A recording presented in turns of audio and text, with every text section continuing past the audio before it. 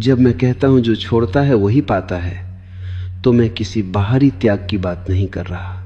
मैं किसी तपस्या, किसी कठोर साधना, किसी दमन की बात नहीं कर रहा। मैं केवल एक सरल सत्य की बात कर रहा हूं। पकड़ तुम्हें पीड़ा देती है और छोड़ना तुम्हें स्वतंत्र बनाता है। यह सत्य उतना ही सहज है जितना सुबह का प्रकाश, जितनी नदी की धारा, जितना हवा का स्पर्श। लेकिन मनुष्य ने इसे कठिन बना रखा है, क्योंकि मनुष्य की पूरी यात्रा पकड़ से भरी हुई है। मन सोचता है पकड़ने से मैं सुरक्षित हो जाऊंगा, पकड़ने से मैं शक्तिशाली बन जाऊंगा, पकड़ने से मैं प्रेम पालूंगा, पकड़ने से मैं स्थिर हो जाऊंगा। पर सच यह है कि पकड़ केवल भय को जन्म देती है। जितना तुम किसी चीज को पकड़ते हो उतना ही तुम्हें डर लगता है कि कहीं यह खो न जाए, और उसी डर में जीवन विष बन जाता है। तुमने देखा होगा, बच्चा जब जन्म लेता है उसके हाथ खुले होते हैं, वह किसी चीज को पकड़कर नहीं आता, और जब वो मरता है तब भी हाथ खुले होते हैं। खुली मुट्ठी जीवन की सच्चाई है, बंद मुट्ठी भय की कहानी है। मुट्ठी कसते कसते तुम जीवन खो देते हो, और मुट्ठी खोलते खोलते तुम जीवन पा लेते हो। मैं अक्सर कहता हूं, मनुष्य जन्म से बुद्ध है, मृत्यु तक मूर्ख बन जाता है। जन्म के समय बुद्धि स्वाभाविक होती है, क्योंकि बच्चा कुछ नहीं पकड़ता, उसका मन खाली होता है, उसका हृदय ताजगी से भरा होता है। लेकिन जैसे जैसे वह बड़ा होता है, समाज उसे पकड़ना सिखाता है। समाज कहता है यह पकड़ो, यह मत छोड़ो, यह तुम्हारा है, और बच्चा धीरे धीरे अपनी स्वतंत्रता खो देता है। तुमने एक बात कभी सोची है, जीवन में जो भी सुंदर है वह पकड़ने से नहीं, छोड़ने से आता है।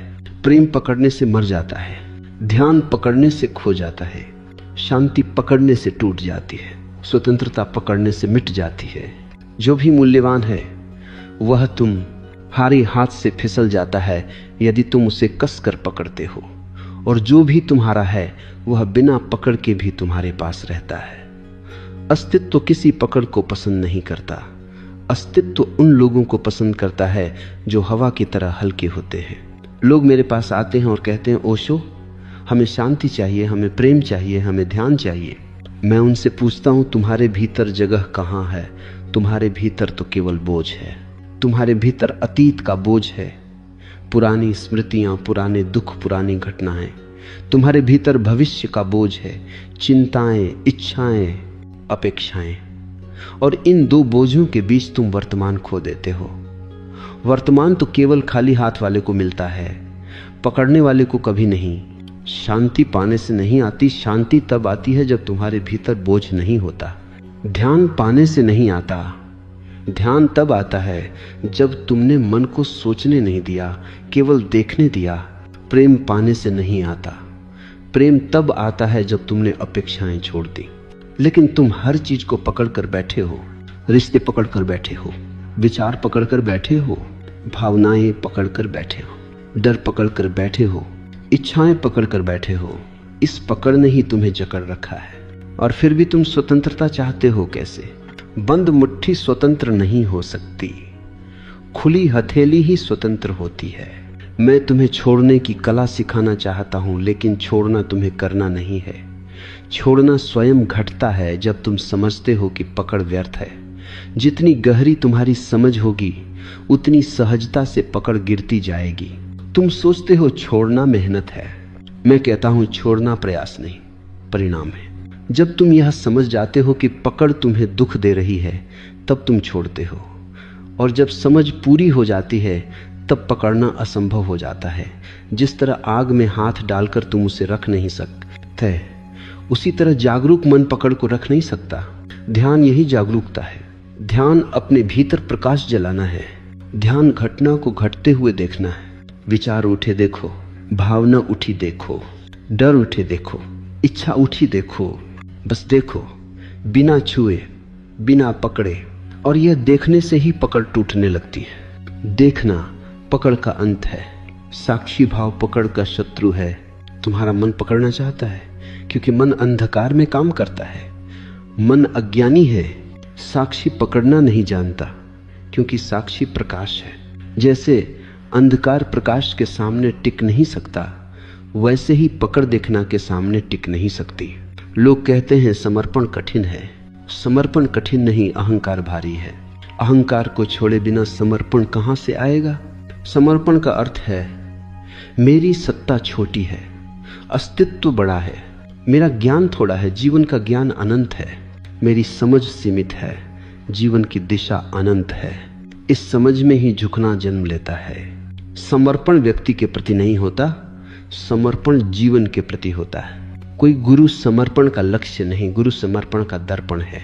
गुरु वह नहीं जिसे तुम अपना सिर झुकाओ, गुरु वह है जिसके सामने तुम खुद को देख सको। समर्पण तुम्हें नहीं तोड़ता, समर्पण तुम्हारे अहंकार को तोड़ता है। जो टूटना चाहिए वही टूटता है, और जब अहंकार टूटता है तुम खुल जाते हो, तुम हल्के हो जाते हो, जीवन तुम्हारे भीतर आना शुरू करता है। तभी तुम अस्तित्व को महसूस करने लगते हो। तुम्हें लगता है कि यदि तुम छोड़ दोगे तुम गिर जाओगे। नहीं छोड़ने में ही जीवन तुम्हें उठाता है। छोड़ो और तुम देखोगे जीवन तुम्हें थाम रहा है। छोड़ो और तुम देखोगे जीवन तुम्हें बहा रहा है। छोड़ो और तुम देखोगे जीवन तुम्हें दिशा दे रहा है। सबसे बड़ा भ्रम यही है कि तुम सोचते हो तुम सब कुछ नियंत्रित कर रहे हो। क्या तुमने कभी अपनी सांस को नियंत्रित किया है? क्या दिल तुम्हारी अनुमति से धड़कता है? क्या मृत्यु तुम्हारी योजना के अनुसार आती है? फिर तुम क्या नियंत्रित कर रहे हो? नियंत्रण एक सपना है और छोड़ना जागना है। एक बार जागो तो देखोगे कि नियंत्रण की तुम्हारी सारी कल्पनाएं नष्ट हो गईं, और उनके नष्ट होने के बाद ही तुम पहली बार जीवन के साथ तालमेल में आते हो। जो छोड़ता है वही पाता है, क्योंकि पाने के लिए हाथ खाली चाहिए। तुम्हारे हाथ भरे हुए हैं विचारों से, भावनाओं से, डर से, अपेक्षाओं से। तुम इन भरे हाथों से जीवन का उपहार कैसे पकड़ोगे? जीवन देने आता है लेकिन तुम खाली नहीं हो, और फिर तुम कहते हो मुझे कुछ मिल नहीं रहा। मिल तो रहा है लेकिन गिर रहा है, क्योंकि तुम पकड़ने की स्थिति में हो ही नहीं। पहले छोड़ना आवश्यक है, पहले खाली होना आवश्यक है। सबसे सुंदर चीजें खाली हाथ वालों को मिलती हैं। मौन खाली मन में उतरता है, प्रेम खाली हृदय में खिलता है, ध्यान खाली चेतना में जागता है, आनंद खाली व्यक्ति में प्रस्फुटित होता है। इसलिए छोड़ना आवश्यक है, न कि त्याग के रूप में, न कि कर्तव्य के रूप में, न कि कठिन साधना के रूप में, बल्कि समझ के रूप में। अब थोड़ा रुक जाओ, थोड़ा शांत हो जाओ। सांसों को देखो, वे आ रही हैं, जा रही हैं। तुम कुछ नहीं कर रहे, जीवन अपने आप चल रहा है। इसी देखना का नाम ध्यान है, इसी छोड़ देने का नाम समर्पण है, इसी खालीपन का नाम स्वतंत्रता है। और इस स्वतंत्रता में ही तुम पाते हो, जो छोड़ता है वही पाता है। जब तुम समर्पण की सुगंध को छू लेते हो तब तुम्हारे भीतर एक नया द्वार खुलता है, ध्यान का द्वार। ध्यान और समर्पण एक ही सिक्के के दो पहलू हैं। समर्पण तुम्हें बाहर की पकड़ से मुक्त करता है और ध्यान तुम्हें भीतर की जंजीरों से मुक्त करता है। एक तुम्हें प्रवाह में बहना सिखाता है और दूसरा तुम्हें गहराई में उतरना।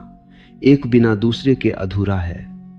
दोनों मिलकर ही पूरी यात्रा बनाते हैं, अंतर से ब्रह्मांड तक, बूंद से महासागर तक, सीमित से असीम तक। ध्यान का अर्थ है अपने भीतर उतर जाना, मन को उसके खेल में ही देखना। मन लहर की तरह है, तुम समुद्र हो। मन बादल की तरह है, तुम आकाश हो। मन धुएं की तरह है, तुम ज्योति हो।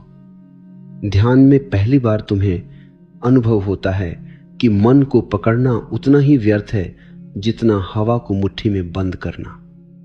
मुट्ठी बंद करते ही हवा मर जाती है, मन को पकड़ते ही शांति मर जाती है, भावनाओं को पकड़ते ही प्रेम मर जाता है। ध्यान तुम्हें दिखाता है कि तुमने अनावश्यक बोझ उठाए हुए हैं। ये बोझ तुम्हारे नहीं हैं, फिर भी तुम इन्हें ढोए जा रहे हो, क्योंकि तुम्हें लगता है कि पहचान इनसे बनती है।